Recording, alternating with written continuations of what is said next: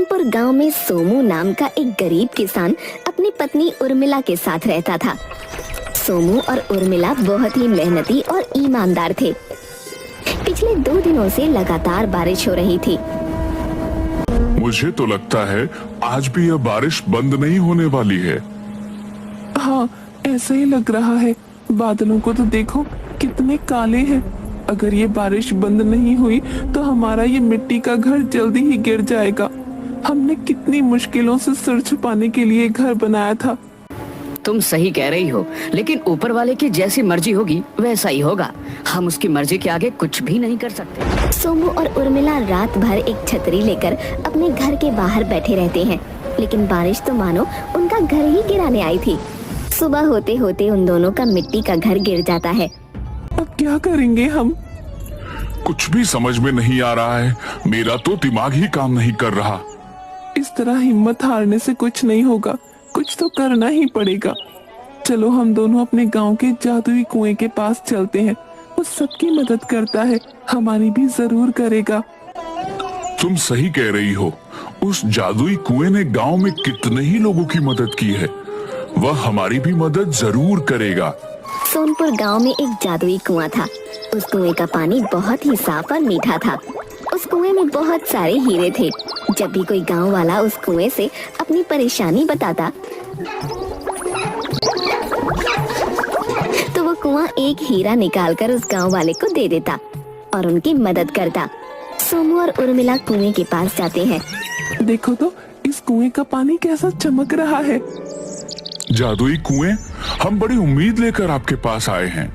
हमने बड़ी मेहनत से अपना एक छोटा सा मिट्टी का घर बनाया था ताकि हम सिर छुपा कर रह सके। लेकिन कल रात बारिश की वजह से हमारा वह मिट्टी का घर टूट गया। तुम गांव में सबकी मदद करते हो।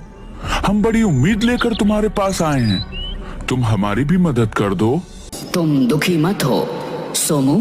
मैं जानता हूँ कि तुम दोनों बहुत ही मेहनती और ईमानदार हो। मुझे तुम्हारी मदद करके बहुत खुशी मिलेगी। अब तुम कुएं पर रखी बाल्टी को मेरे अंदर डालो और एक हीरा ले लो। और एक हीरा ले लेते हैं। दोनों हीरे को देखकर बहुत खुश होते हैं।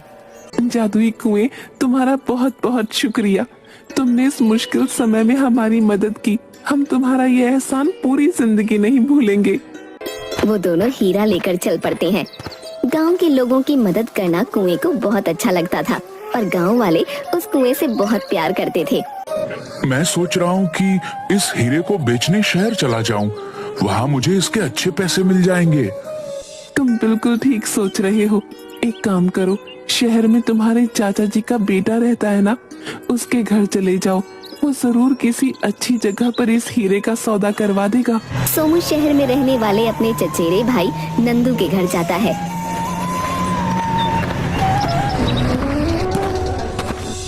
अरे सोमू भैया, आज तुम कैसे आ गए? मुझे तो लगता था कि तुम गांव में ही रहने वाले हो। हाँ भाई, गांव तो मुझे बहुत पसंद है, लेकिन क्या बताऊं, इस बार बारिश की वजह से हमने जो घर बांधा था वह टूट गया। हम बड़ी मुश्किल में आ गए।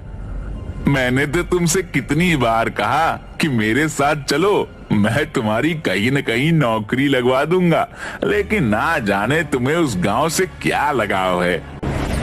वह सब बातें छोड़ दो। मैं तुम्हारे पास एक काम से आया हूँ। हाँ सोमू भैया, बोलिए, क्या बात है? मुझे इस हीरे का सौदा करना है। नंदू की आंखें चमक जाती हैं।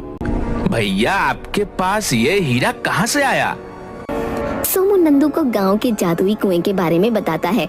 नंदू थोड़ा लालची किस्म का इंसान था और बिना मेहनत के पैसे कमाना चाहता था। जादुई कुएं की बात सुनकर नंदू के मन में लालच आ जाता है। ठीक है भैया, मैं इस हीरे को आपको बहुत अच्छा दाम दिलवा दूंगा। तुम्हारा बहुत एहसान होगा भाई। नंदू सोमू को हीरे के अच्छे दाम दिलवा देता है और सोमू गांव के लिए वापस निकल पड़ता है। आ गए तुम? हो गया हीरे का सौदा? हाँ, नंदू की वजह से हीरे के बहुत अच्छे दाम मिले मुझे। अब जल्दी से अपना घर बनवा लेते हैं। घर नहीं, पक्का घर बनवा लेते हैं।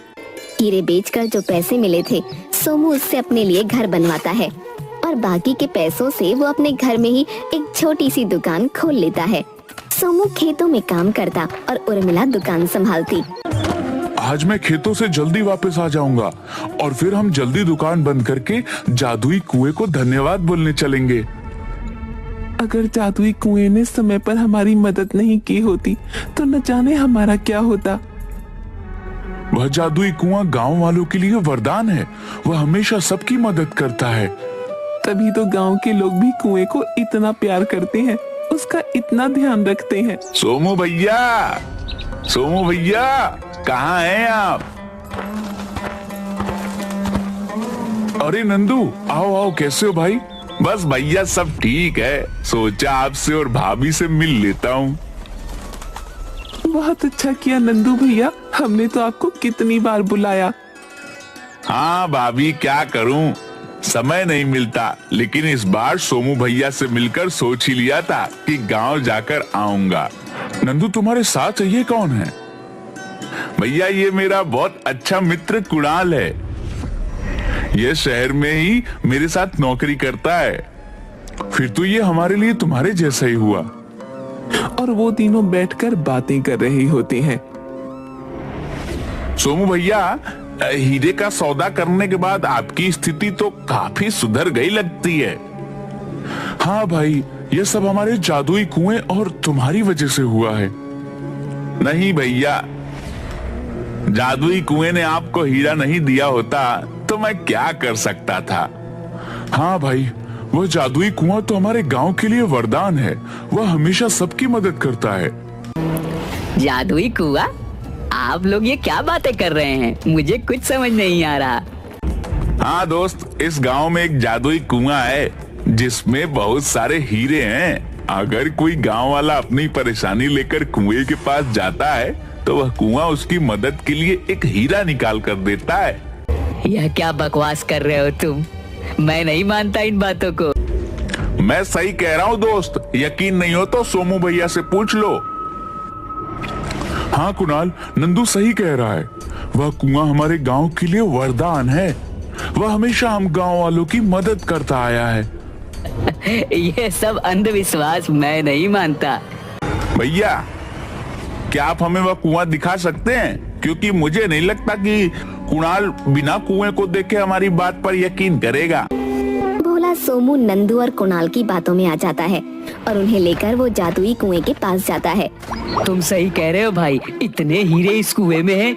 अगर ये सारे हीरे किसी को मिल जाए तो वह राजा बन जाएगा।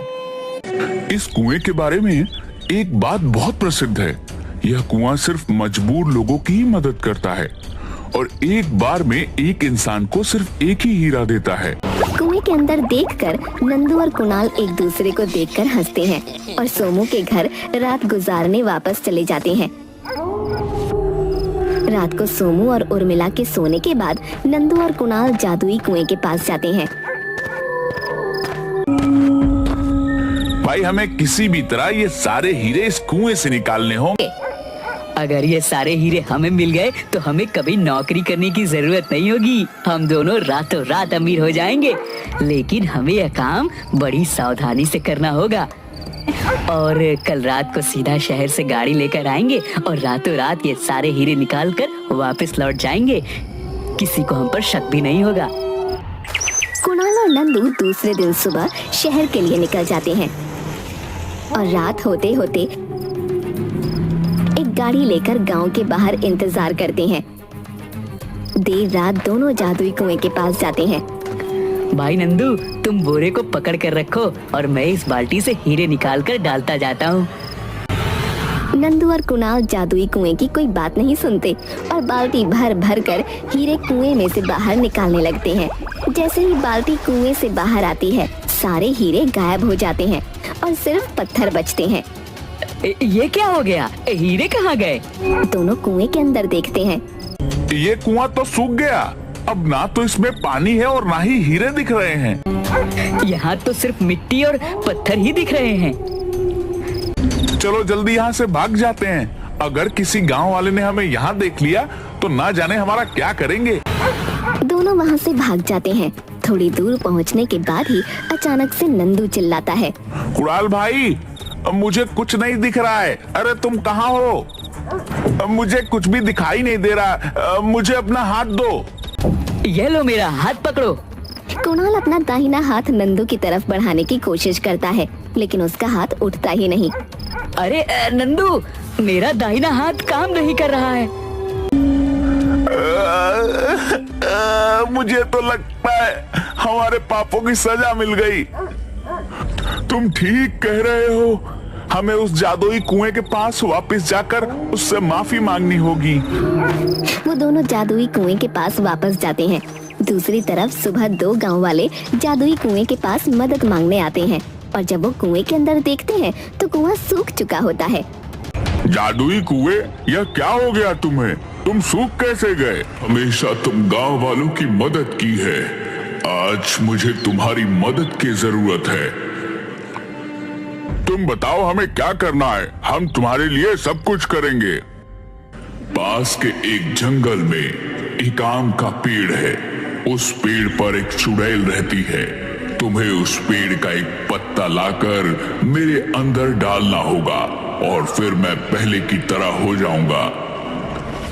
हम तुम्हारी मदद तो करना चाहते हैं, लेकिन चुड़ैल से बहुत डर लगता है। उस चुड़ैल ने हमें खा लिया तो